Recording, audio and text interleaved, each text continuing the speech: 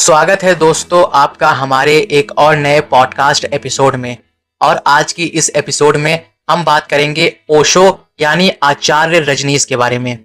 दोस्तों हम जानेंगे उनके लाइफ के बारे में, उनके टीचिंग्स के बारे में, उनके कंट्रोवर्सीज के बारे में।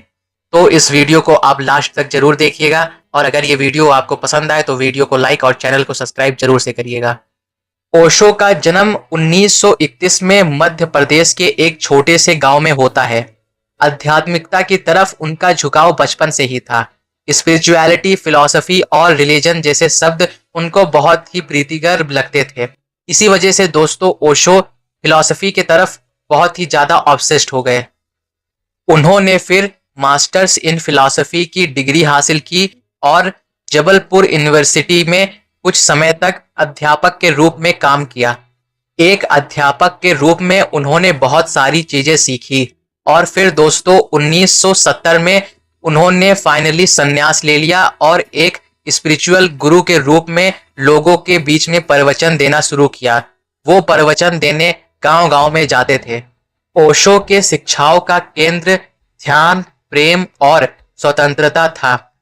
दोस्तों उनका ऐसा मानना था कि सच्चा ज्ञान हमें किताबों से नहीं बल्कि आत्म अनुभव से प्राप्त होगा। मतलब सेल्फ एक्सपीरियंस से हमें सच्चा ज्ञान प्राप्त होगा। ओशो का ऐसा मानना था। उन्होंने पारंपरिक धर्मों की आलोचना की और कहा कि आध्यात्मिकता एक व्यक्तिगत अनुभव है।